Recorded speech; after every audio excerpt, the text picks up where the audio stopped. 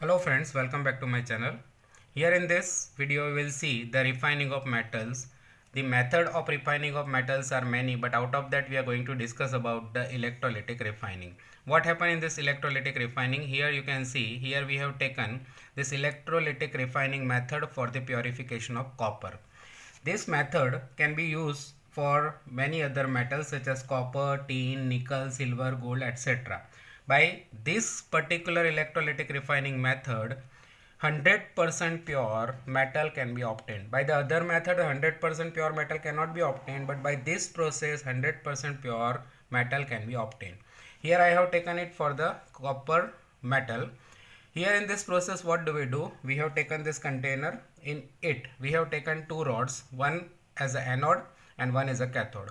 Impure rod of copper is taken as an anode and pure rod of copper is taken as a cathode. Usually when we connect the rod with the battery, when we connected the positive terminal of the battery, it is called anode, and negative terminal of the battery is called cathode.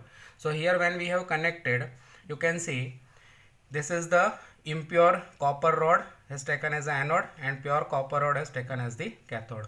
In this we have filled up the solution.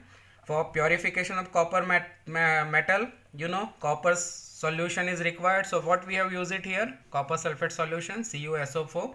Copper sulfate solution has been taken for passing the electricity through it. But you know that to pass the electricity it's required the small amount of acid. So hence it is acidified copper sulfate solution is taken as an electrolytic solution. Now when we pass the electricity through it, when the switch is on, at that time electricity is passing from negative terminal to the positive terminal, and this solution is an electrolytic solution, so it will be passing through it. Now whenever we will switch on, at that time what would happen? At that time specifically this impure rod of copper will liberate or release copper, Cu+2. This is impure rod, from it Cu+2 will be released in the solution, and the means impure, out of impure Cu+2 will be going in the solution, and the extra amount of Cu+2 will be going on this cathode. So what will happen here? CuSO4 will be decomposed into Cu+2 plus SO4 minus 2. So this time that copper Cu+2 will be going in the solution and additional copper will be deposited on the cathode. मतलब कि यहाँ से cathode के ऊपर the pure copper will be deposited on this. Now whenever this Cu+2 means the amount of copper will be deposited, that much will be decreased in the solution, then what would happen?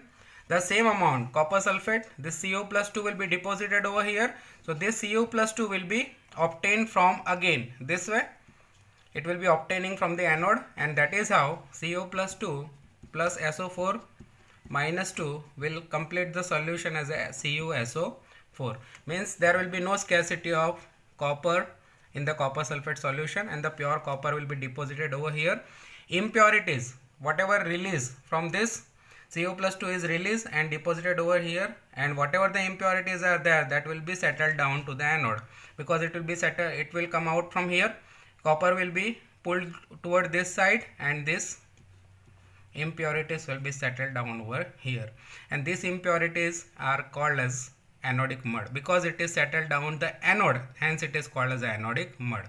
So this way pure copper will be obtaining on the cathode, and the impure copper will release over here, it will be released from here, and hence periodically this anode has to be changed, because it will be corroded and the entire impure copper will convert into pure copper, and whatever impurities are there, it will be settled down as a anodic mud, and this way 100% pure copper will be obtained. So this is about electrolytic refining method. Thank you so much.